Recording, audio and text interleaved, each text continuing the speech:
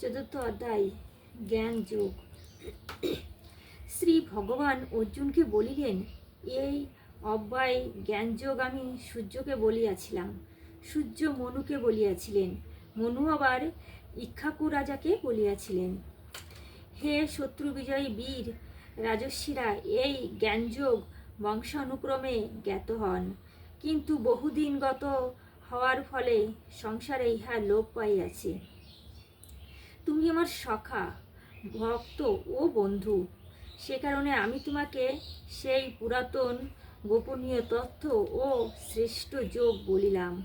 অর্জুন বলিলেন, হে ভগবান, আপনার জন্ম পরে আর সূর্যের জন্ম আগে, তবে আপনি প্রথমে সূর্যকে বলিয়াছিলেন, তাহা আমি কি প্রকারে জানিব? শ্রী ভগবান বলিলেন, হে মহাবীর অর্জুন, আমার ও তোমার বহুবার জন্ম হইয়াছে, আমি যে সবই জানি, তুমি জানো না। আমার জন্মও নাই, মৃত্যুও নাই, সকলের ঈশ্বর। আমি নিজ প্রকৃতিতে আশ্রয় করিয়া নিজ মায়াজালে নিজেকে সৃষ্টি করিয়া থাকি। হে অর্জুন, যে যে সময়ে ধর্মের গ্লানি অর্থাৎ অধঃপতন হয়, সেই সেই সময়ে আমি নিজেকে সৃষ্টি করি। সাধুদিগের পরিত্রাণ, পাপীগণের বিনাশ এবং ধর্মকে আবার প্রতিষ্ঠিত করিতে যুগে যুগে আমি অবতীর্ণ। হে অর্জুন, যিনি আমার এই অলৌকিক দিব্য জন্ম ও কর্ম প্রকৃতভাবে জানেন, দেহান্তে তাহার আর পুনর্জন্ম হয় না, তিনি আমাকেই প্রাপ্ত হন। সংসারের আসক্তি, ভয় ও ক্রোধ ত্যাগ করিয়া মন আমাতেই সপিয়া আমার শরণাগত হইয়া বহু ব্যক্তি জ্ঞান ও তপস্যায় শুদ্ধ হইয়া আমার ভাবকে প্রাপ্ত হইয়াছে। যাহারা যেভাবে আমাকে উপাসনা করেন, আমি সেইভাবেই তাহাদিগকে দয়া করিয়া থাকি।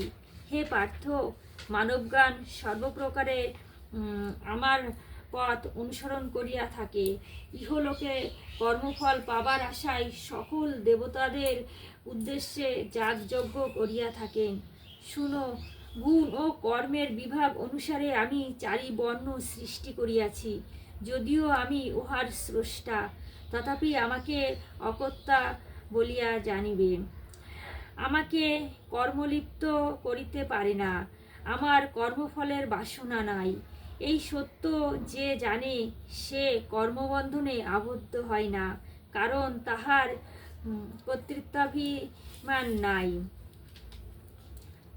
প্রকৃতপক্ষে আমি কর্ম করি না, জানি না মুক্তির জন্য প্রাচীন ঋষিরাও কর্ম করিয়া গিয়াছেন, তাই পূর্বেকার মহাত্মাদের মতো তুমিও কর্ম করিয়া যাও। কর্ম করাই বা কি, কর্ম না করাই বা কি? যাহারা মহাত্মাও বুঝিতে পারে না কর্ম কি, তাহা বলিতেছি, যাহা জানিলে তুমি অক্লান হইতে মুক্ত হইবে। কর্ম কি? কর্ম কর্ম, বিকর্ম এবং অকর্ম, এই তিনটি বুঝিবার আছে। শাস্ত্ররহিত অকর্ম বিষয়ে বুঝিবার আছে, কারণ কর্মের গতি বোঝা বড় শক্ত। যিনি কর্মে অকর্ম আর অকর্মে কর্ম দর্শন করেন, সেই ব্যক্তি মনুষ্যের মধ্যে বুদ্ধিমান। তিনি যোগী এবং সর্বকর্মের অনুষ্ঠিতা। যাহার সমস্ত কর্ম কামনাহীন, জ্ঞানীরা তাহাকে জ্ঞানাঙ্গীর দগ্ধকর্মা পণ্ডিত বলিয়া থাকেন। যাহাদের কর্ম ও কর্মফলের লোভ নাই, সদাই নিত্যানন্দে পরিতৃপ্ত, তিনি কর্মেতে রত থাকিয়েও প্রকৃতপক্ষে কিছুই করেন না। যিনি কামনাশূন্য হইয়া মন আর আত্মাকে সংযত করিয়া সর্বপরিগ্রহ ত্যাগী, তিনি কেবল শরীর দ্বারা কর্ম করেন এবং কোনো পাপে সংযুক্ত হন না। যিনি বিনা চেষ্টায় যাহা পান তাহাতেই সুখী, সুখ দুঃখ উভয় তাহার কাছে সমান।